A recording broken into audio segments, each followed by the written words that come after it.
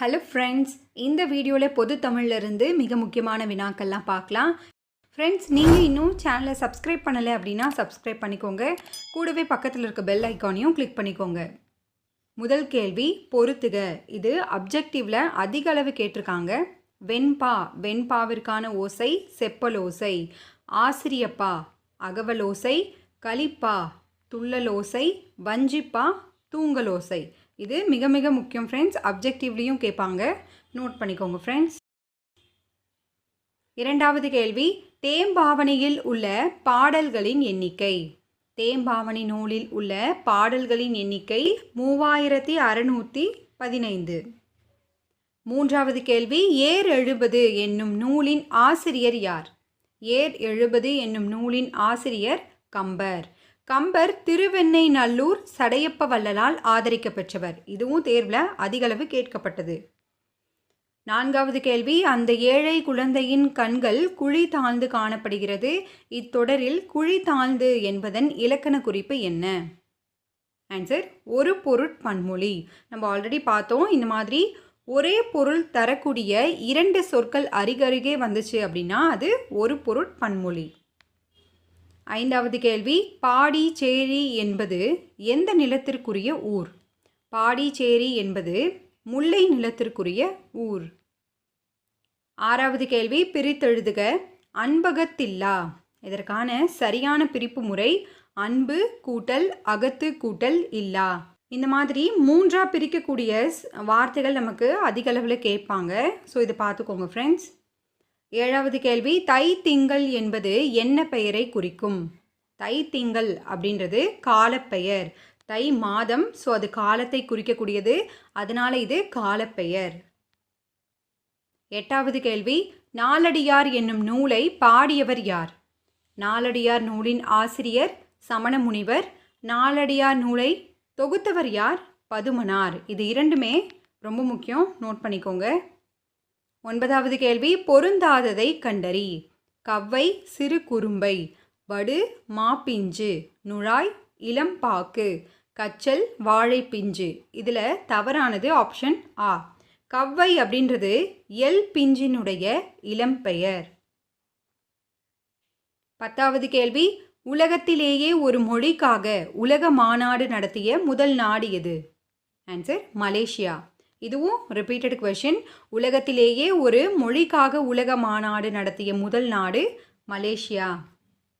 11வது கேள்வி, வாயு வழக்கம் அறிந்து செறிந்தடங்கில் ஆயுள் பெருக்கம் உண்டாம் என்று பாடியவர் யார்? ஆன்சர், பிற்கால ஔவையார். பிற்கால ஔவையார் வாயுதாரணை என்ற அதிகாரத்தில் இவ்வாறு குறிப்பிட்டுள்ளார். 12வது கேள்வி, ஹைக்கூ, சென்ட்ரியூ, லிமரைக்கூ என புது புது வடிவங்களில் கவிதை நூல்களை தந்தவர் யார்? Most repeated question. Answer, Tamilanban. இதில் ஏதாவது ஒன்று கூட கொடுத்துட்டு நமக்கு கேட்டிருக்காங்க. ஸோ பார்த்துக்கோங்க. ஹைக்கூ, சென்ட்ரியூ, லிமரைக்கூ என புது புது வடிவங்களில் கவிதை நூல்களை தந்தவர் ஈரோடு தமிழன்பன். 13வது கேள்வி, பொறுத்துக. செதுக்கி என்பதற்கான ஆங்கில சொல் கிராப். சுட்டி கர்சர். உரை ஃபோல்டர். மென்பொருள் சாஃப்ட்வேர். 14வது கேள்வி, சில நேரங்களில் சில மனிதர்கள் என்னும் நூலுக்காக சாகித்ய அகாடமி விருது பெற்றவர் யார்? ஆன்சர், ஜெயகாந்தன். தேர்வில் ரிப்பீட்டடாக கேட்கக்கூடியது சில நேரங்களில் சில மனிதர்கள், ஜெயகாந்தன். 15வது கேள்வி, வண்டொடு புக்க மணவாய் தென்றல் என்று பாடியவர் யார்? ஆன்சர், இளங்கோவடிகள். வண்டொடு புக்க மணவாய் தென்றல் என்று பாடியவர் இளங்கோவடிகள். 16வது கேள்வி, கடலின் கரையில் தொங்கான் நிற்கிறது. இத்தொடரில் தொங்கான் என்பதன் பொருள் என்ன? ஆன்சர், கப்பல். தொங்கான் என்பதன் பொருள் கப்பல். அடுத்து, பட்டி மண்டபம் என்பது சமய கருத்துக்கள் விவாதிக்கும் இடம் என்று கூறும் நூல் எது? மிக முக்கியமான கேள்வி. ஆன்சர், மணிமேகலை. பட்டி மண்டபம் என்பது சமய கருத்துக்கள் விவாதிக்கும் இடம் என்று கூறும் நூல் மணிமேகலை. 18வது கேள்வி, கண்ணன் நேற்று வந்தான் என்பது தன் வினை தொடர். இதை பிறவினையா எப்படி மாற்றலாம்? கண்ணன் நேற்று வருவித்தான். வருவித்தான் அப்படின்னு வந்ததுன்னா அது பிறவினை. 19வது கேள்வி, மைக்கடல் முத்துக்கு ஈடாய் மிக்க நெல்முத்து என கூறும் நூல் எது? Repeated question. ஆன்சர் முக்கூடர் பல்லு. மைக்கடல் முத்துக்கு ஈடாய் மிக்க நெல்முத்து என்ற வரிகள் இடம்பெற்றுள்ள நூல் முக்கூடர் பல்லு. 20வது கேள்வி, வேலொடு நின்றான் இடு வென்றது போலும் கோலொடு நின்றான் இரவு இக்குறட்பாவில் பயின்று வந்துள்ள அணி எது? அணிகள்ல இருந்தும் நமக்கு கொஷின் கேட்பாங்க. இதற்கான பதில் உவமை அணி. இந்த மாதிரி உவம உருபு வெளிப்படையாக வந்தது அப்படின்னா அது உவமை அணி. உவம உருபு மறைந்து வந்தது அப்படின்னா அது எடுத்துக்காட்டு உவமை அணி. 21வது கேள்வி, பொறுத்துக. சுவை அதனுடைய பயன். கார்ப்பு உணர்வு, இனிப்பு வளம், புளிப்பு இனிமை, துவர்ப்பு ஆற்றல். இதுவும் தேர்வில் ரிப்பீட்டடாக கேட்கக்கூடியது. அப்ஜெக்டிவ்லேயும் கேட்டிருக்காங்க. ஸோ பார்த்துக்கோங்க ஃப்ரெண்ட்ஸ். 22வது கேள்வி, தமிழ் பல்கலைக்கழகத்தின் தமிழன்னை விருது பெற்றவர் யார்? Most repeated question. Answer Kavikko Abdul Rahman. Tamil பல்கலைக்கழகத்தின் தமிழன்னை விருது பெற்றவர் யார்? கவிக்கோ அப்துல் ரஹ்மான். 23வது கேள்வி, யாருடைய காலத்தில் தந்த சிற்பக்கலை சிறந்து விளங்கியது? சிற்பக்கலை அகழ்வாராய்ச்சியிலிருந்து ரிப்பீட்டடாக கொஷின் கேட்பாங்க. இதற்கான பதில் என்னன்னு பார்த்தீங்கன்னா நாயக்கர்கள். யாருடைய காலத்தில் தந்த சிற்பக்கலை சிறந்து விளங்கியது? நாயக்கர்கள். 24வது கேள்வி, பிரெஞ்சு குடியரசுத் தலைவரால் செவாலியர் விருது பெற்றவர் யார்? Most repeated question. Answer Vanidasan. French குடியரசுத் தலைவரால் செவாலியர் விருது பெற்றவர் வாணிதாசன்.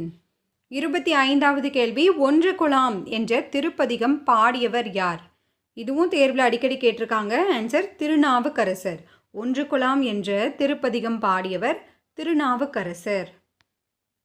26வது கேள்வி, உலக தாய்மொழி தினம். ஆன்சர் பிப்ரவரி 21ஆம் நாள். 27வது கேள்வி, திருக்குறளின் அழியா தன்மையை பறைசாற்றும் செய்யுள் நூல் எது?